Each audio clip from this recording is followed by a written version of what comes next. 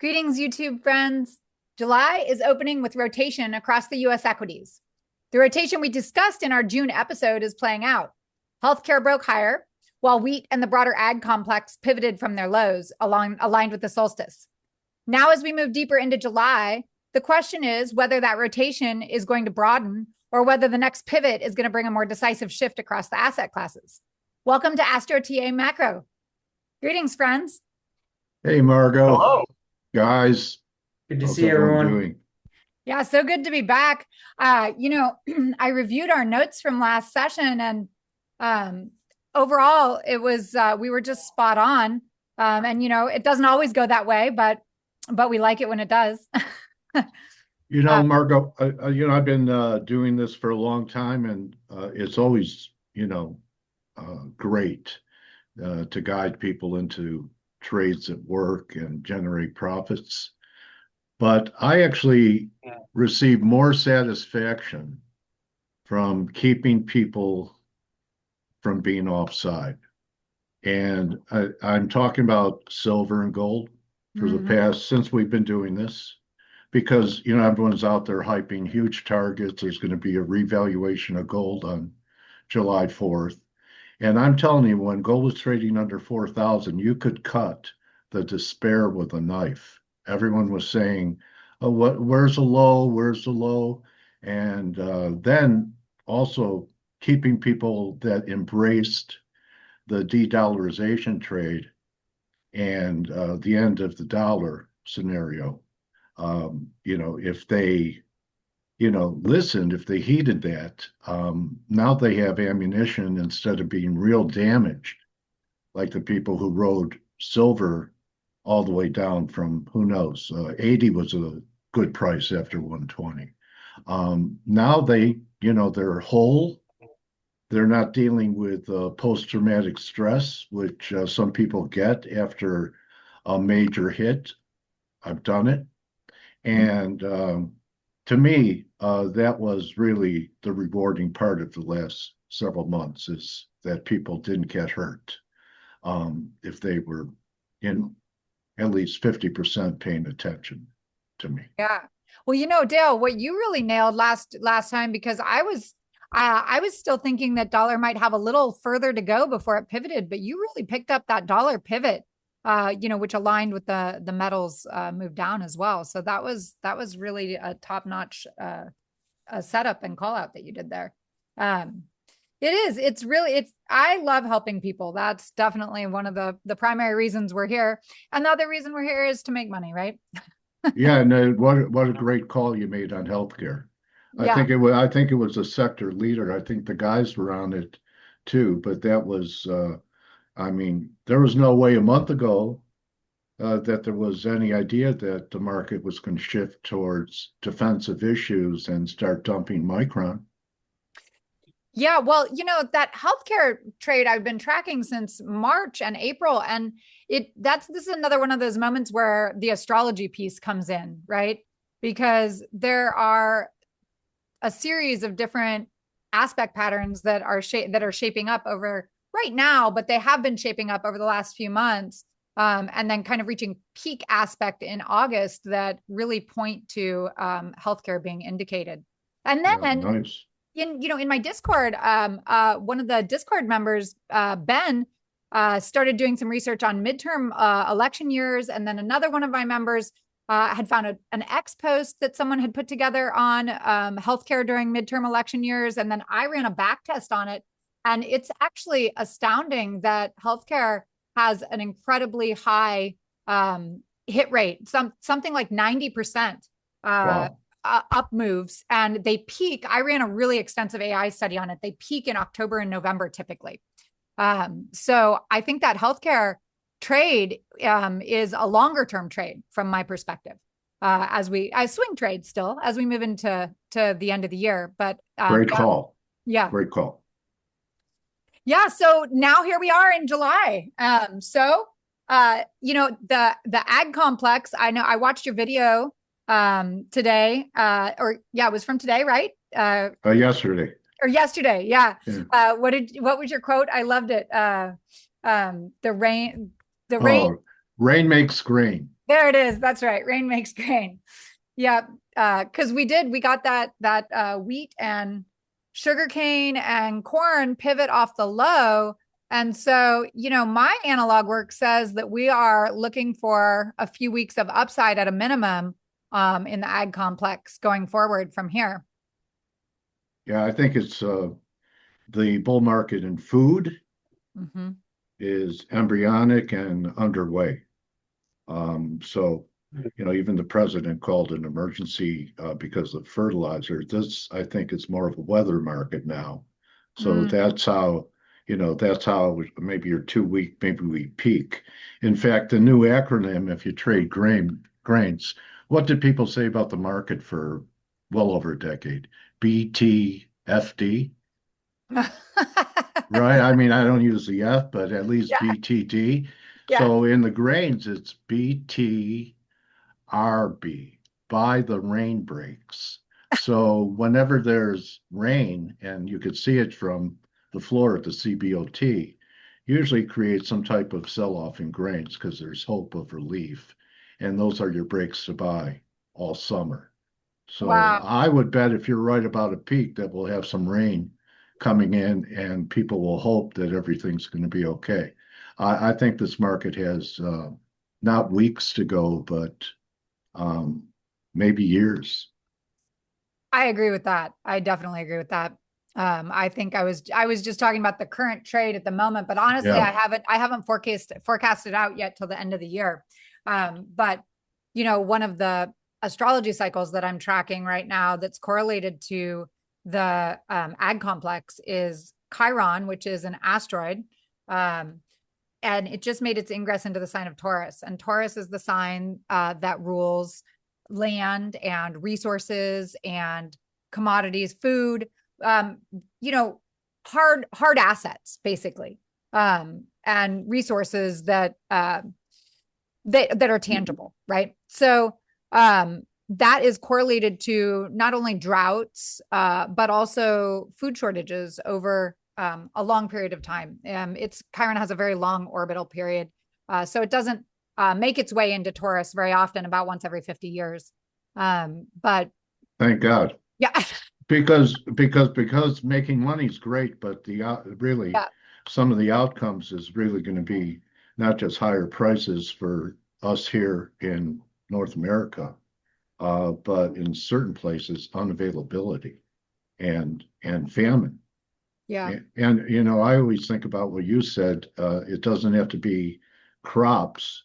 Um, it could be the supply chain. It could be that diesel doesn't come down and people, can't drive.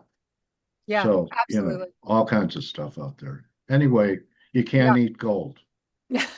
Yeah. Yeah. Well, Yeah, just to and to well, add on top of that, we got a new Fed chair. So we got Warsh at the helm. Obviously, back to the dollar.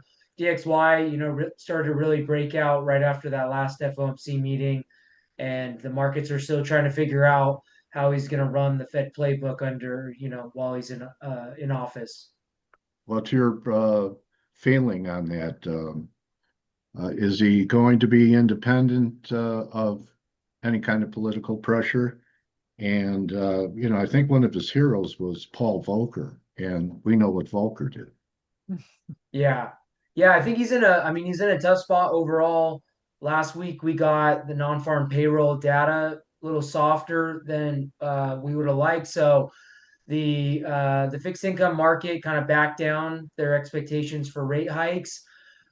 I don't really see a case if you actually go back and look at Fed over the last 10 years. There's not in my opinion, I don't see a strong case for them to be hiking. Also, some of his other initiatives of trying to help Main Street. There is a midterm election coming up in November, so there's a lot of reasons for him to either not do anything, or if anything, cut one or two times between now and the end of the year. And then again, he's coming out a balance sheet hawk, so he is not looking to expand the balance sheet. And ultimately, I think a focus of his will be that a lot of markets not talking about yet is potentially deregulation within the banks, taking away part of that capital ratio requirement of owning treasuries, and working with Scott Bessent at the U.S. Treasury Secretary to sort of do a back end QE type stimulative, while being a little bit firmer on the balance sheet, and then sort of data dependent on rate cuts, over the next 6 to 9 months. Interesting. Interesting. Yeah, I was just going to weigh in on the wheat commentary here. Pull up my old chart. Let me do that a little differently. Pull up the old chart this way. There we go. So this is showing the planetary lines, and these planetary lines are configured based on the natal locations in the wheat ETF or wheat futures. I can't remember which data I used. But what's interesting here is if you just focus in on the flatter lines, lunar apogee, lunar north node up here and down here. So we had a pretty good round trip here from the lower apogee to the upper apogee, right? So that's about 22 to 25.6. Came back down, tagged the north node. Now we bounce strongly up. And that happens right at this vertical line, which is the reset point of the Earth cycle. Okay. So I think this is targeting sort of in the short term, at least up here in the 26s, because usually you can establish a target based on where the initial bounce was, bounce, target. I think that's the Blair, the Tecrium family of ETFs. It is, yeah. Okay. Yeah. And what date is that vertical line? This one was yesterday, Monday. Yeah. So this is based on an offset Earth cycle resetting. Okay. So the way I count my cycles, I don't count them from zero. I count them from where they were when the first trade happened. Okay. So that's why I offset these things. So basically it means we're 360 degrees at this point. We're starting a new 360-degree cycle. So Earth is basically right at 282, Earth helio. Nice picture. Yeah, it's interesting the timing around the end of the second quarter and the start of a new quarter, because we've seen the last 2 weeks, like Margot started to call off rotation in the stock market out of tech into more defensive. And then once we hit July 1st, we saw a bid in crypto. And then, they've been moving up here so far to start the new quarter. Yeah. The other thing I find interesting about this is how these faster cycles here, like this is Venus Neptune, the purple one, and Earth helio, you see where they cross? That's the midpoint of the cycles. Okay. So the whole bottoming structure kind of started right at this Venus Neptune midpoint. Yeah. And then the bottoming structure kind of ended, and it formed a real strong bottom almost exactly at the Earth helio midpoint. Right. And then it pumped up strongly into these to this mean apogee level correction. Now we're starting a new Earth helio cycle, which will extend, it looks like, into 2027, at least where the midpoint is. So this is kind of how I validate that these lines are good and useful and carry information, is looking at what happens around the cycle resets and the midpoints. I have to give credit to Margot. She helped me with, turning negative, that the big lows weren't until July. And I rode that first rally, Blair. That was my best call going into 2026. And fortunately got out well. Margot's work has influence on me as part of my intelligence gathering, and you guys too, and many people. And then we had the July timeframe to pay attention to, and really the turn started last week after the USDA report, and you actually had weekly reversals in all the grains, bullish engulfing candles in corn. And then what you had Monday in corn and beans is actually a breakaway gap. If you want me to show it, or you could show it on TradingView or something, but it's important when the market starts off with a breakaway gap. That's really an indication of, people will look for the gap to be filled. It should not be filled. Right. If it is, something else is going on. Its purpose is to trap the remaining shorts and the hedgers and not look back and give people a chance to buy it. They'll be waiting for a pullback probably until, Blair's high. Mm-hmm. So, Yeah, yeah, and this is another technical trick that I use for yeah, confirmation here, and this is the number of ATRs, average true ranges, above or below the 21 EMA. yeah, So it makes the actual low here, right? But then it makes a higher low over here. So this is a classic divergence, right? yeah, classic. Higher low in the indicator, lower low in price. Yeah. And it's just launched right off. So this is kind of confirmation that, yeah, we're kicking off something important here. And the beans have taken over leadership. Okay, Mm. I don't know if it's going to be because of China, but back in the old days, the beans would rally to 11, 12 bucks, and they could never get into the teens. So one of the war chants on the CBOT floor was beans in the teens. Well, since then we did it, like during the invasion of Ukraine. But beans in the teens look like a layup to me. Oh, wow. Yeah, look at that. That was a huge gap up on soybeans. I Yeah, didn't and until right corn, now. I just pulled it up here. Let me just, and corn, breakaway gaps. yeah, I didn't see that. It's not an area gap where, common gaps where they're filled, but Yeah, there's soybeans. And you know what? I was it's a keeping big an eye gap. on this because soybeans actually moves to the heliocentric and geocentric, actually both Mars Jupiter cycles. And I've tracked both. But yeah, I actually had picked this pivot up here. That's nice. That's a good observation there, Dell. Yeah, and they call it protein gold. So I mean, if diversify from your metals and buy a different type of gold, and corn is yellow like gold, so just stick with the same color. Who cares what the title is? Yeah, there's the corn analog. I mean, these grain analogs have been really top notch. Yeah, This is my forecast here based on prior cycles, basically. And so Wow. so corn was showing, I'm picking up across all of them. So here's my wheat. Wheat looks stronger than corn, like overall once we hit a peak. okay, yeah, But I don't know, again, these don't forecast price, these forecast structure and direction, right? So we'll see. But one of the things, like from a more fundamental standpoint on the ag complex that stood out to me is just the awareness of nitrogen inputs and the crops that are requiring higher nitrogen inputs, maybe the crops that are in lower supply going forward because there was a lower supply of nitrogen inputs.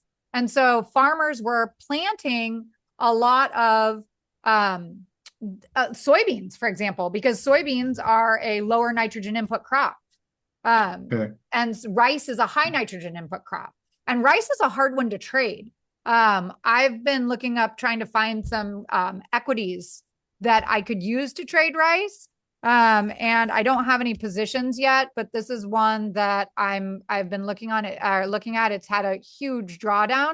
But they do more than just rice. So it's kind of trading rice is tricky business, unless you want to trade, futures, I guess, right? Have you ever traded rice, Dell? not rice futures. I know Peter Brandt was talking about it a month ago, and he didn't like the other ones. Kind of a low beta way to Yeah. participate in ags is DBA. Oh, DBA, for I sure. think Yeah. left a breakaway gap too on Monday, I believe. There it is. Oh, wow. Yeah. And I was kind of surprised because DBA broke out of this monthly squeeze. I had been long DBA since back here. Yeah, And it broke out and then it kind of came right back inside. So this is like a defining moment here, and from my standpoint, to see if we're going to be able to reclaim this prior high and turn it into support, right? Well, don't short it trying to find out. Oh, no, no, no. I'm kidding you. You know, I look at markets and, you know, sometimes maybe I don't have the conviction to say buy or sell, but I'll say don't short it. Yeah, You know, don't definitely. short it. Anyway, that Definitely. looks okay. Yeah, DBA. it does. Yeah. And DBA all the way, even though USA lost. I love sugarcane, just from a standpoint from my research on famines and food shortages and all the astrology research I did actually yielded me that sugar is oftentimes the first of the ag complex to be in a shortage. So I thought that's kind of what keeps my attention on sugar there. Cocoa has been outperforming, but sugar looks great. Yeah, cocoa has been great. You know, so if you like hot cocoa, it's going to be expensive this winter. Yeah. You know, let's talk the dollar for a minute. Because the dollar, Dale, you were right on point with the dollar and that breakout. And so, you know, what I've been tracking is we broke above that resistance level there that was what is it, $100.64. And so that's kind of been my like technical standpoint, is that we need to, if we're going to see bullish continuation on the dollar, that's going to have to hold on this back test. And, you know, on the preliminary back test, it's holding, right? Yeah. But what I will point out is that this pivot harmonic measurement here, this true node 14.5, is a cycle measurement that has a strong pattern of not just a weekly pivot, but a weekly pivot with multiple weeks of follow through. And it aligned with a pivot high. So, you know, for me, I'm keeping an eye, and it's still technical levels are going to define, right? If we're able to hold above, or if we break below that $100.64. But it is notable. I noted that this is happening here, and I count standard Hurst cycles as well. And so if we count the low of our current 20-week cycle as started back here on May 4th, then this puts us in our first 30% of this cycle. So this is kind of the defining phase, because if a cycle is going to be bullish, then it should continue into the 75% mark of the cycle. If it's going to turn into a bearish cycle, then it will turn typically between 20 and 33% of the cycle. So yeah, it's a little more tricky here. It got within, you know, what was I saying for months? 102, 103. Yeah. Some people are talking 104, 105. Yeah. So, you know, really, the meat of the move is here.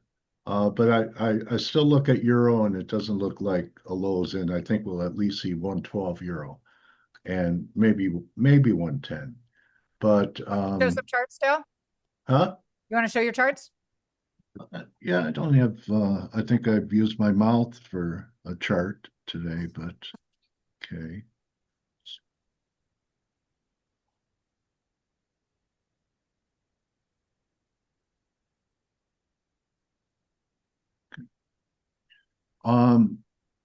Houston, we've got a problem. You guys know the chart, right? Yeah. Yeah. We got well, all the boys cashed out pretty good. Yeah. And now anyone who was a trader after it is now an investor. Yeah. So anyway, that's that. You know what's interesting to me? And we had some pretty good up days, but you know, call me a glutton for punishment, but I'm short Micron. Are you? Through mud. Mud is like an ETF that tracks. It's not a double or a triple. I've made that mistake with SOXS, but I actually can make a case that Micron, and there's no way that this was not a parabolic advance, starting to look a little bit more like silver did in January now. That I think we're going to, you know, maybe around 700 and eventually towards 400 to 300. by August. Yeah, and then the narratives haven't helped the tech sector or semiconductors. 2 weeks ago, Meta came out and said that they're looking to sell excess data center capacity. Yeah, it's So changing, isn't it? yeah, so I mean, if there's that much infinite demand for AI, to hear Meta say they're willing to sell capacity, that's not good. And I think there was also a rumor circulating something about OpenAI had figured out a software innovation that would require less hardware going forward. So there was a also you got both of those out 2 weeks ago. Hmm. Okay. And just quickly, that's a great point. I mean, people have poo-pooed all the potential negative outcomes of um, the the spend on AI and how it was going to work. And now there's, I think some private credit problems are affecting it. And we know that's continuing to go on. And, BlackRock's involved and everyone. But I just wanted to show the corn that really was a tell was, oh, we had a nice rally in crude, a bear market rally happening there. Um, yeah, so here was corn on the weekly. See how we had that reversal week in corn? Mm-hmm. And we had the same thing in beans. Beans are more advanced. Mm-hmm. This is the first, second, third, fourth, fifth higher low in beans. And then here's wheat.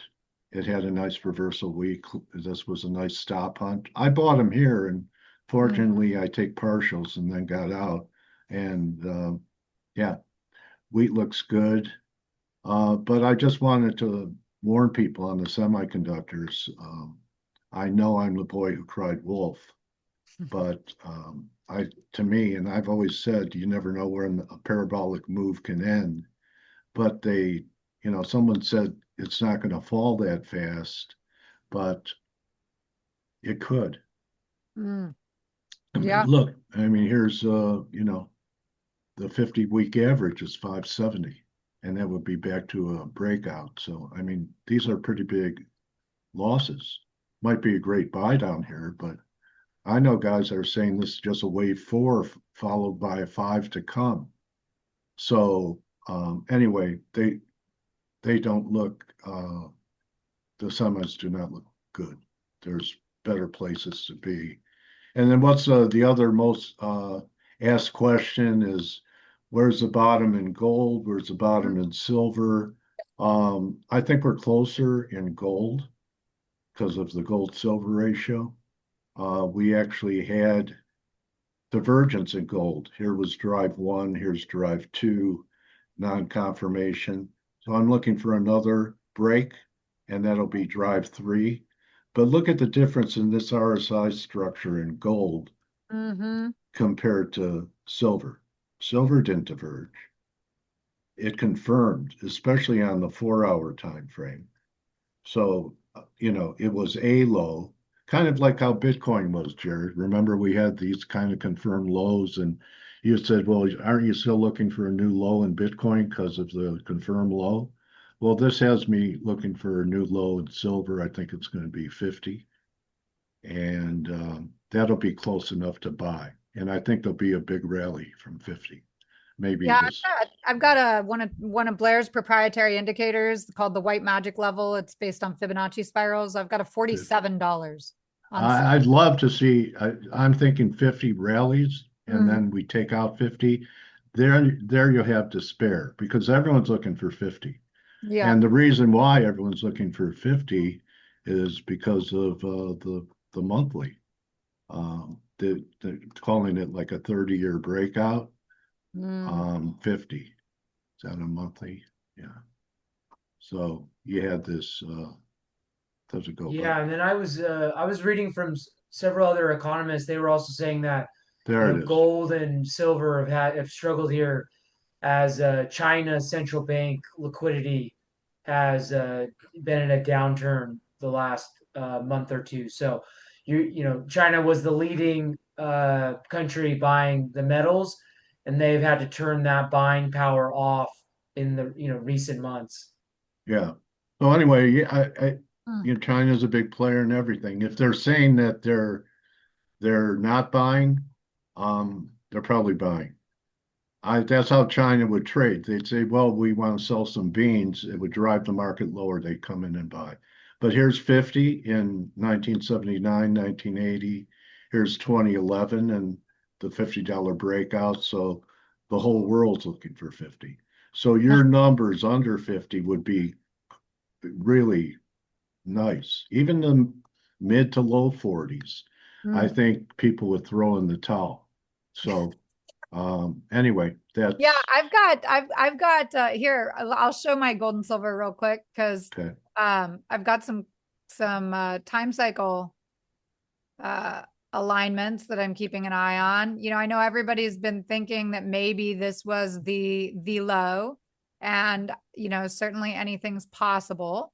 But my cycle count tells me that our 20-week cycle low is due the week of August 17th. Now, these traditional time cycles, I always give the 20-week cycle 4 weeks either side of that. Okay. But when we go ahead and throw on all of the planetary cycles that I count as well, this is kind of how I tend to get more precise with these lows.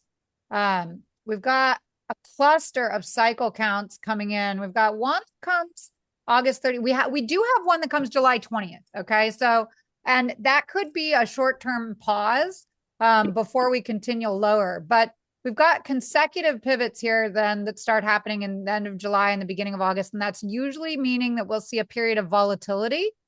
And if we take a look at the daily analog, so this has been my forecast analog, and it doesn't move tick for tick, but it shows us the overall structure and direction. And right now we're actually really in alignment with it. And this says that we would be looking for potentially a double bottom, one bottom the week of July 27th, and then another one the week of August 10th. I like that. So that Take would a screenshot, everybody. yeah. Let's see if this works. That's really what I'm looking at. And then, you know, what I use on these planetary cycles, if you go back and take a look at the next set of, this is just the next forecast into October, but actually it's fairly bullish. Generally speaking, that we signal a bottom here for several months. If we're going to continue tracking the current cycles that I'm tracking. Anyway, there's a lot of tags on here. It probably looks really hectic to a lot of people. Let me quiet those down. Maybe everything bottoms around that time frame. The S&Ps, maybe they're at 6,900 by then. And maybe that's when, isn't that the next Fed meeting, Jarrid, in August sometime? Or July? We It's have one in July. So we Okay. have the next FOMC meeting is going to be at the end of the month on the 29th of July. But yeah, we do have Look at that. yeah, we do have another one Oh, yeah. in August, and that is going to be on no, we don't have one in August. So July 29th and September 16th, October 28th. Okay. So we don't have one in August, you said? Yeah, no Fed meeting in August. They didn't want to But tangle. you will get Jackson Hole's speech at the end of the month in August. They sat out the eclipse window. Blair, do you have anything on gold and silver you're watching?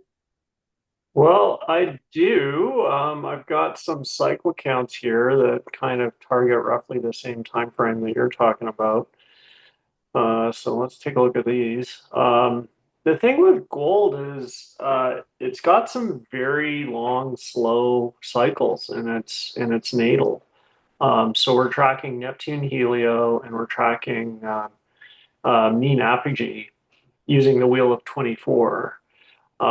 And what's interesting is if we zoom out a little bit, this whole sort of gold pump kind of started right over here, basically at the midpoint. Remember how I said the midpoint's where the lines cross? Well, here's the midpoint of this super slow Neptune Helio cycle over here in June 2024 when gold was down at 2,700. Okay. And since then, it just kind of tracked this diagonal mean apogee grid all the way up. until it tagged this Neptune helio here. So it went up 1, 2, 3 entire price bands. Okay. Wow. And I've got that configured at $900.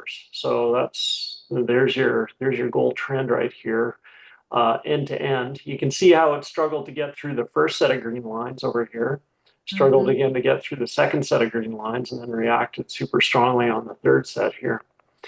And these numbers indicate major cycle counts. Okay, so this 53061 means there's a total of 5 cycle counts that land on this day with an average duration of 3,061 days.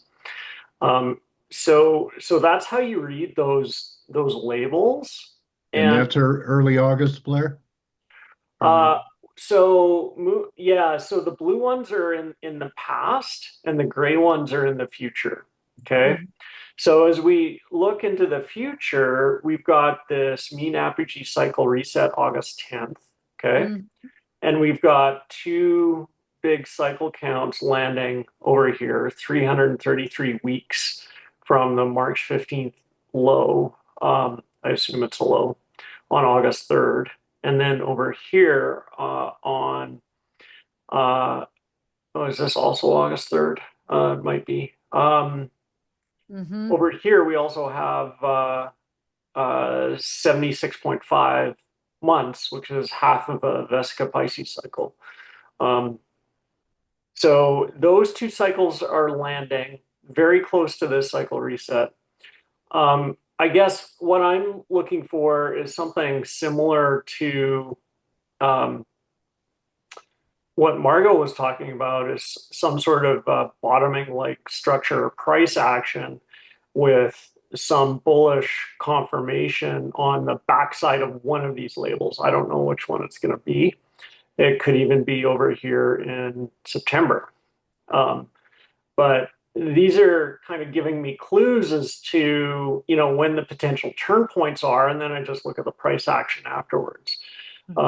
We had a potential turn point. There was a major cycle that came in over here on June 3rd, and I thought that was going to be a potential low, but instead it was actually an acceleration point, and that was where price just accelerated downwards. So there's a bunch of different confirmations that we can use using this information. We can look for, separating above this Neptune helio line. We can look for separating above this declining mean apogee price level. We can look for some strong price action on the backside of one of these cycle counts. But early August, first half of August, that's when I'll be paying attention. You're just to add you're like a mad scientist to me, Blair. Oh man, this is where did you learn this stuff or create it? Oh, this stuff is easy. This is just the numerology. The cool part about this script is how it's automatically finding the pivots and counting the cycles, so you don't have to do it by hand because I'm lazy. So I'd much rather write the code to do the work and get the computer to do the work. But you want to talk mad science, I got some mad science for you. But before I do that, Jarrid, I thought you were going to say something. Sorry, Jarrid. Yeah, no, I was just going to add some macro, but Dale, perhaps Blair's from the future. We don't know. I think he might. It's just a simulation. Yeah. No, I was just going to add, if you're looking for a bottom in early August, the macro scheduled news items that could be catalyst. Friday, August 7th, non-farm payroll for US, and then Wednesday the 12th is CPI. Okay. So maybe there's something going on with either labor or inflation in August that triggers that. Yeah. Well, there's confluence between what Blair is seeing, what Margot's seeing, and what I was thinking before we started. That's pretty strong confluence. Well, you know what else we have in August? And I'd be amiss. I mean, we'll talk more about it, I will, at least in the August episode. But we have a total solar eclipse on August 2nd. There you go. And that is what I think is aligning those. I mean, there's a lot. Blair's counting a lot of different cycles. I'm counting different cycles. The eclipse cycle is yet another cycle. But when a lot of cycles line up, then, and plus then you layer in the macro on top of it, I feel like that really, and the technical, of course, it gives us a high probability zone, and then we've got the 12th as sorry, I said that backwards. I have them labeled backwards in my astrology software. That's hilarious. Okay. So our total solar eclipse is actually on the 12th. Right? Isn't that right, Blair? Isn't the lunar first? I don't know. My anniversary's on the 12th. Correctly, so that's my problem. My anniversary going to be eclipsed? It's going to be magnified. Yeah. Okay. Yeah. So we won't say what kind of magnification, but it will be magnified. At the wrong year, you guys. That was my problem. We've got August 12th. I apologize to the viewers too. I was looking at the wrong year. We've got August 12th is the total solar eclipse. August 27th, 28th is the partial lunar eclipse. A lot of stuff in August. And I surf YouTube and look at different people's work, and I'm interested in what you guys do, and the invisible world, and looking at things outside of what normal people look at. And there are people saying that there's some energy that's going to break through in July that's going to really, they're looking for a lot of major events that we're going to finally, the energy, I forget the planets. I think it's Pluto against, is it Saturn? Dale, let me help you real quick. Can I just since you brought it up, let me screen share and let me just show everybody real quick, and then Blair, back to your mad science. This is what's happening in July. This is being called, it's a basket. This has not happened in anyone's lifetime who's alive right now, or even in history that many astrologers have studied way back. That's big. This is huge. This is an astounding number of exact aspects and alignments between all the outer planets. And then this day is what I'm calling the peak basket day. This is July 21st. And this is when the sun and the moon get involved as well. So you have not only the luminaries here, but also the outer planets as well. And so it's made up of, and I actually just recorded a video on this that'll come out really, really close to this one because I recorded it 2 days ago. So they're going to probably come out stacked here in the next couple of days. So viewers, if you want to know more about this, check out the July new moon and Barbault Basket video that's coming soon. But the gist of it is that the theme that I wrote about, this is my newsletter. So for anybody who is interested, you can get this newsletter through my Patreon or through my Discord. You're welcome to head over and sign up. The link will be in the video description below. But this was what I wrote about for in the beginning of July when I put this out on June 30th. Was the theme for July is the Phoenix. It's the crisis that brings resolution to a higher frequency. And so I expect that we're going to experience some sort of collective pressure that happens around the Jupiter-Pluto opposition, which is, I think, what you were looking for, Dale, when you were talking about Pluto.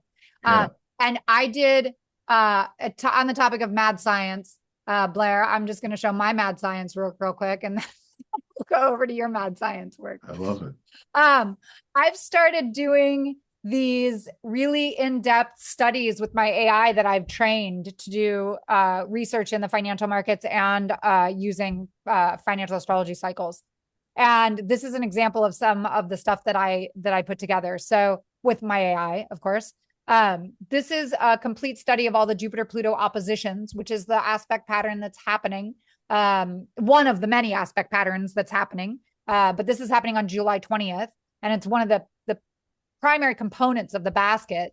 And this has as you can see, I have my AI look for all of these different correlations for, energy logistics disruption, public health systemic crisis, war security escalation. And I have it search for a lot of other things too. And then I pare it down to what has the highest hit rate. And the Jupiter-Pluto opposition has a 90% hit rate, meaning 90% of these events since 1900 have correlated to an escalation in geopolitical tensions or war.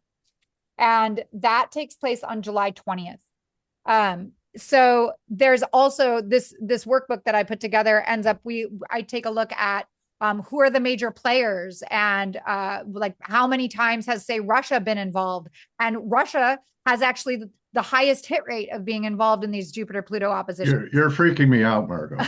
Because let me tell you why. Because I've been talking about, I saw an old video with Kissinger talking about Putin. Oh. And Putin, the way he escalates to de-escalate, and he's getting hit hard. And I actually think that he might do something to Europe, and I wouldn't rule out the use of a tactical nuke. Wow. And because desperate men do desperate things, and and he's been, it's really, Europe is at war with Russia too. I mean, they're supporting everything that Ukraine is doing.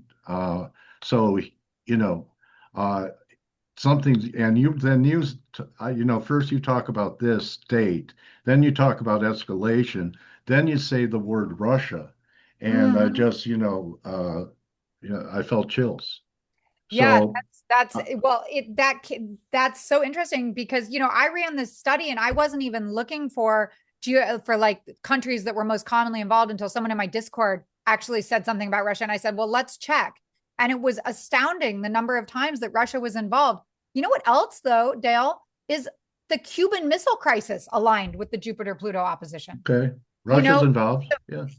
Russia was involved in that as well. And so was Cuba. And we know what Cuba has been on the headlines. Anyway, this is a rabbit hole we could go down. But this has been my mad science work of the month. The AI certainly makes mad science work really accessible to all of us. Wow. Yeah, and Margo, if I understand the analysis you did on that, it is a plus minus 2 month window, so that could take us into late September. It is correct. Good point. Yeah, Jarrid. September is always seasonally the worst performing month of the year for the stock market. It's true. And it puts us, real close to the midterms in November. So maybe politically motivated. I don't know. Yeah, that's true. That's a very good point, Jarrid. And, I gave it that 2 month orb because we're dealing with outer planets, and Pluto's it's like the slowest moving planet. And then Jupiter is it orbits the sun in every 12 years. So I would call it kind of a medium term planet, but the two, put together, I give the aspect pattern a 2 month, what I call orb or time band, where you see the effects of it. Yeah, because if it's going to hit exact on July 20th, that's perfect timing because Friday the 17th is option expiration.